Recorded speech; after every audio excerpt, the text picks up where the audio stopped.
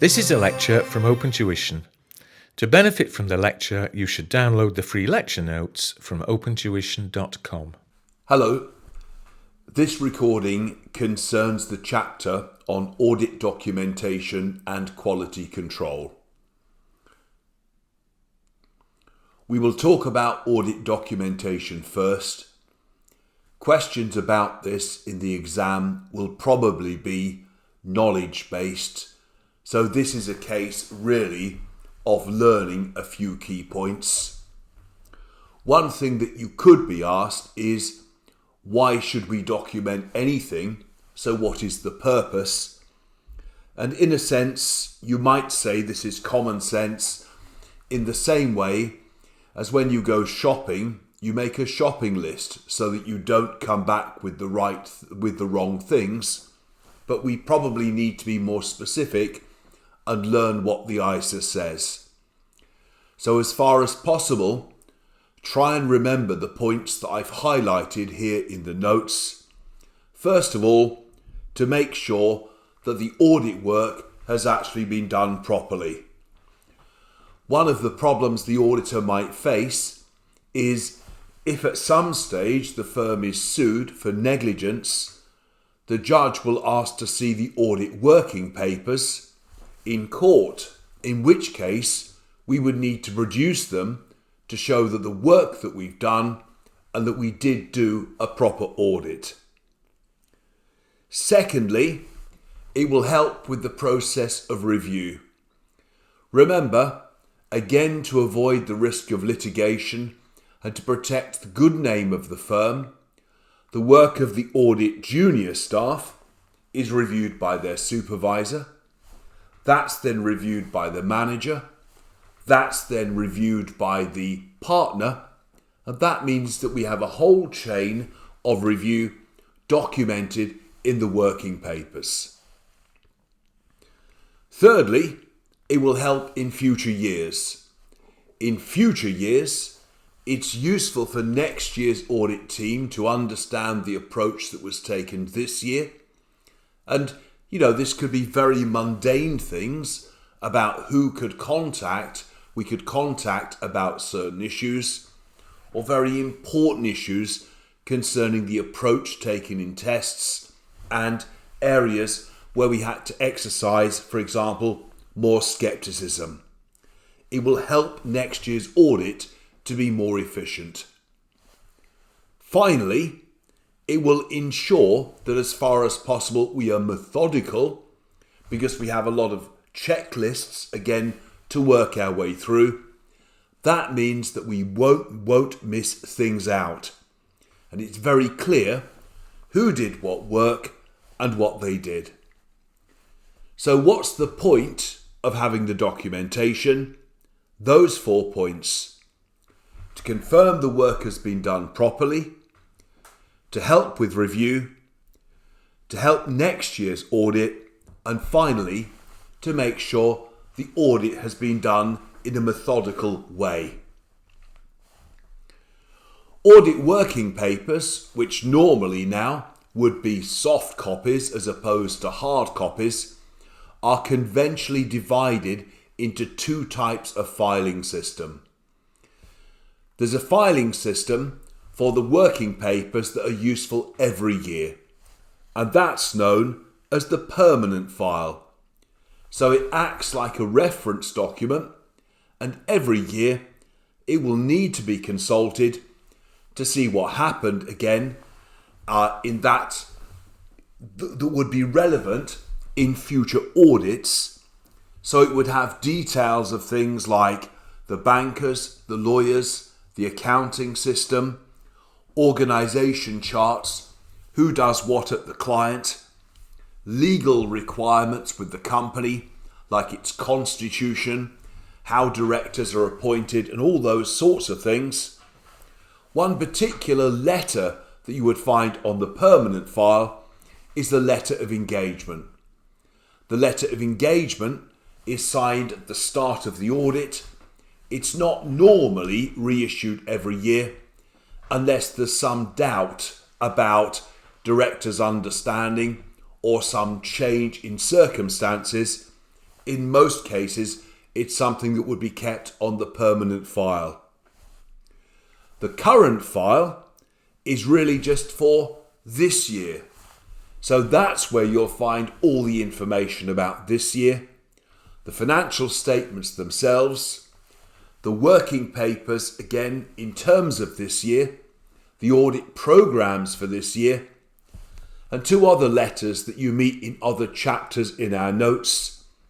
The letter of representation, which you will see is a letter that we ask directors to write us, confirming things like their responsibility for the financial statements, and the management letter, which is a letter that we send them every year, identifying weaknesses in controls, suggesting what the implication of that could be for the business, and also making recommendations. So that would very typically be tested in a multiple choice question. Where would you find a certain document? Where would I find the constitution of the company? Answer: on the permanent file. Within the audit files, everything is logically structured.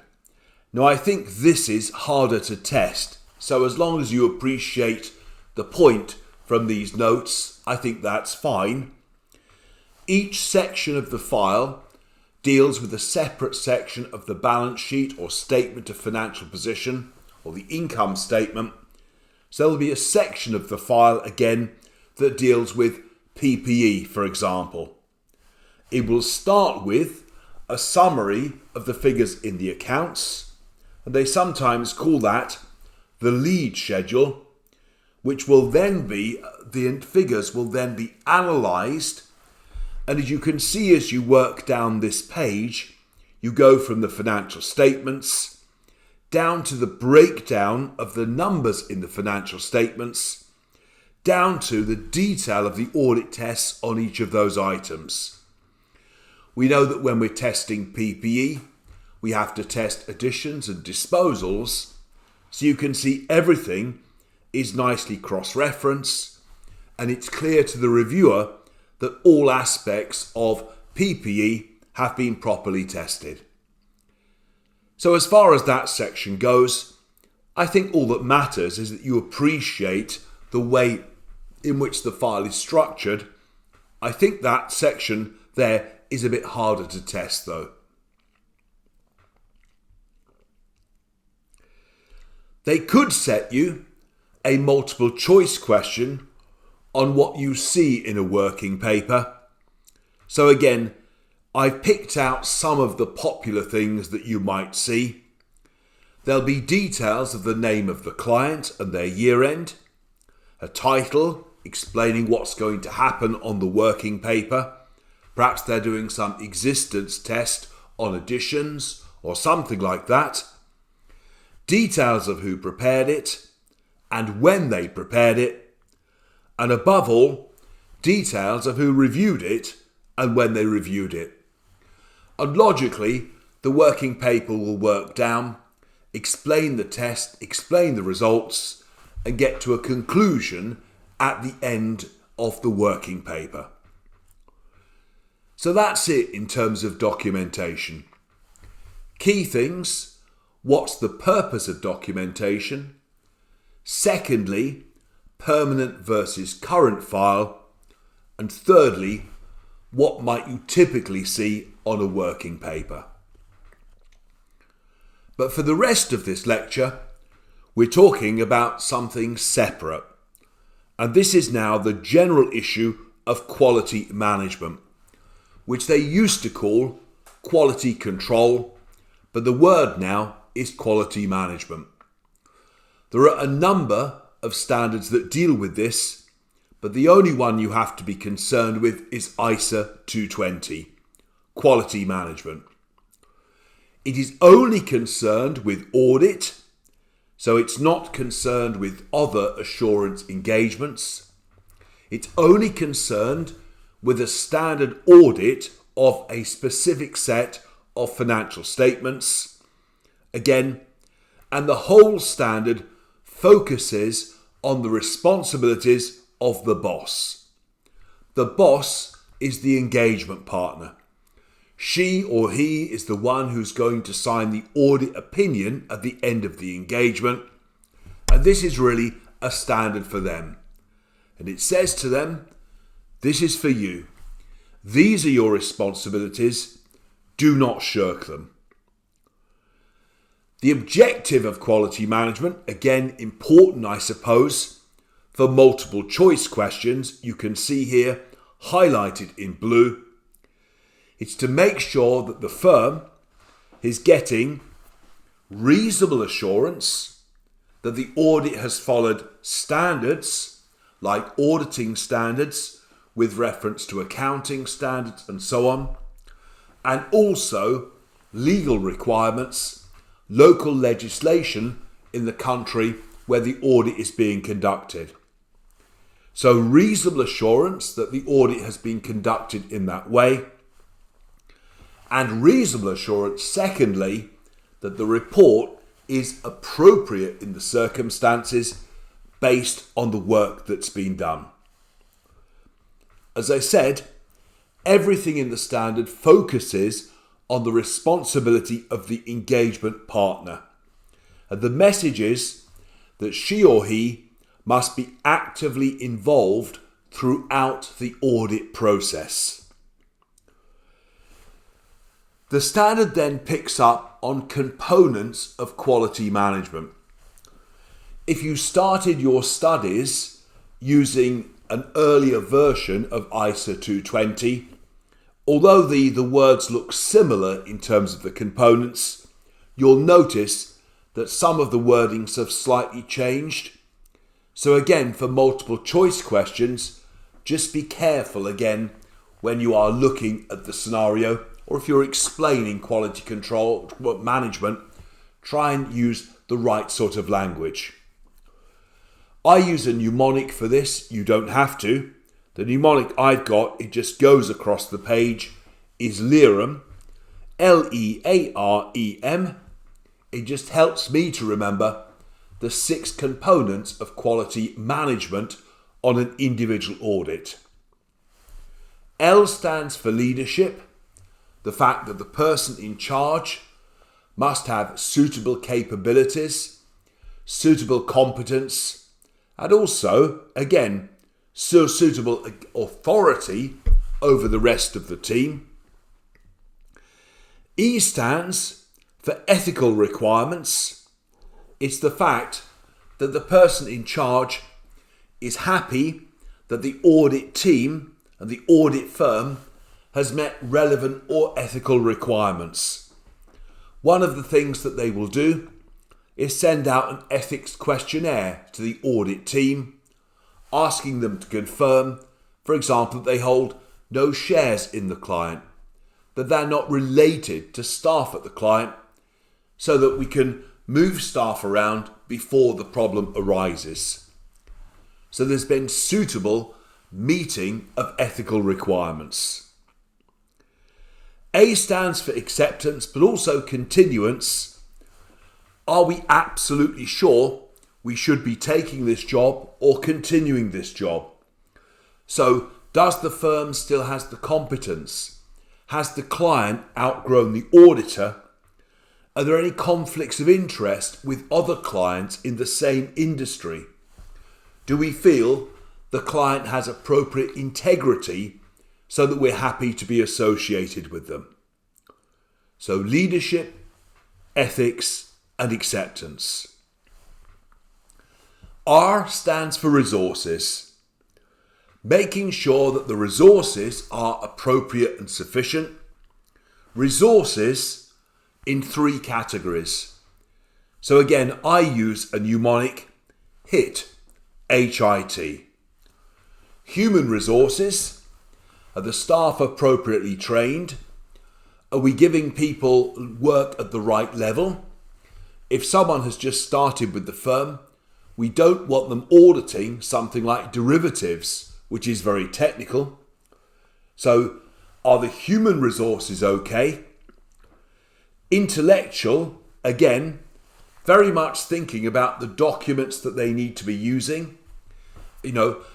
Are we complying with the firm's internal audit procedure manual? Are we complying with the ISAs? Do we have a proper understanding of the international accounting standards? And finally, technological, thinking about the IT. So firms are using increasingly audit software. Is the package appropriate? Is it working in the right way? So resources, human, intellectual, technological. We all understand human. Intellectual, think of someone reading a book. Technological, think of IT. Next is E. That's engagement performance, which includes a number of things, in particular, direction, supervision, review, and opportunities for consultation. We're going to talk about those in just a minute. And finally, a bit like a cat chasing its own tail, we need to make sure that as an ongoing process that we are monitoring the way in which the quality control works. Now, again, we will talk about that a little bit more in a minute, but it's really that final check. And a word they've brought into this ISA is this important little word here, remediation. So where we notice that things are not going right, we don't leave it for next year. We say, well, what can I do to fix the problem now? So LERAM, leadership, ethics, acceptance, resources, engagement performance, and finally M, monitoring and remediation. Now our notes have got some more notes on direction, supervision and review. So we'll talk about those. What does direction mean? If you're trying to explain it, you probably need to give an example. And the easiest example that we've put into the notes is that we're having team briefings. So we're talking to the staff, whether it's online or in person, reminding them, for example, of the need to exercise professional skepticism in their work, reminding them, again, about what exactly is they need to be doing in terms of audit testing. So direction, talking to the team before they do anything. Once they go out, we then need to supervise them, and that's an active process, again, for the audit management. Sometimes it may be that a particular audit member of staff is out of their depth, in which case we may need to switch around the team if there are problems which that person, again, can't technically deal with because maybe they've only been working at the audit firm for a year or so. Or alternatively, as a result of supervision, providing training. So we need direction, we need supervision, and we need to review everything. Well, the firm needs to review everything. The engagement partner can't possibly review everything, especially with the advent of audit software, where zillions of transactions are being analysed. So the engagement partner will need to review the stuff that matters, and the stuff that matters is where judgment is involved. Now, as far as possible, try and learn this list here. Where is judgment exercised? Number 1, determining materiality. 5 to 10% of profit, perhaps going closer to 5% if you think the client is high risk. Decisions about using auditors experts, surveyors, pension valuers, and so on. The way in which the firm is responding, not to every risk, but to significant risks. The ones that are most damaging, the ones that are most likely to occur in the spectrum of audit risk. So what is the firm doing about sorting those out? The way in which the firm is looking at going concern as to whether appropriate disclosures might need to be made in the financial statements, or possibly even the accounts may need to be on a breakup basis, but that would be much more rare. Understanding the size and importance of the errors. The client will correct some they won't correct, but we need to understand the volume of errors that we're coming across. And of course, the final judgment, the opinion as to whether the accounts are giving a true and fair view and whether sufficient and appropriate evidence has been gathered.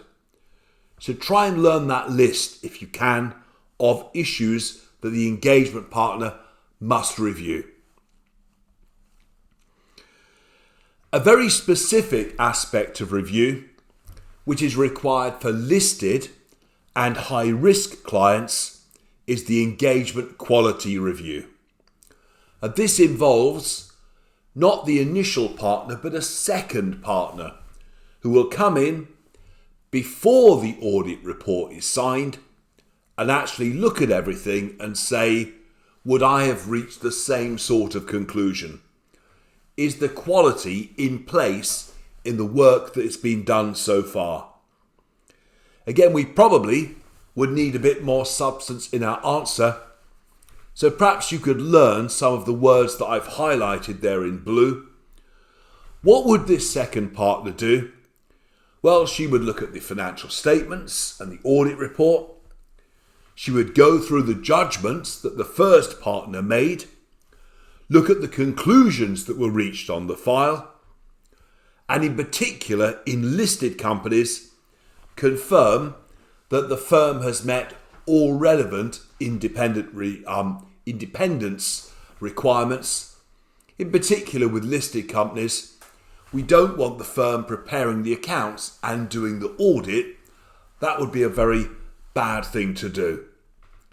Sometimes it's known as a hot review or a pre-issuance review. The key thing is it's done before the audit report is signed. Sometimes reviews are done later as well, in which case they're known as cold or post-issuance reviews. All firms will actually look at old audit files to make sure that quality management was in place. And larger firms will have specialist teams. They will come in, they'll aim to rotate around all the partners in the firm and say, okay, you audited Boxo, let's have you look at your audit file and see if the quality control process was in place. That's done some time after the audit opinion has been signed. But whenever the monitoring is carried out, finally, we would need to make sure that there is remediation where there are problems with quality control. So we can't leave things for another year. So at any time, if, for example, you think that the audit team are taking shortcuts to meet budget, or they're just paranoid about the firm not doing the work in the right number of hours or something, then we have to stand back and say, no, we've got to be realistic about this. Even if we are going to run over budget, then that's what we will have to do, again, to make sure the audit opinion is justified. So therefore, it's a case of going back round the circle, isn't it, and saying, well, how could I better have directed, supervised, and reviewed this process as it went through? There we are. That was a discussion in respect of documentation and quality management.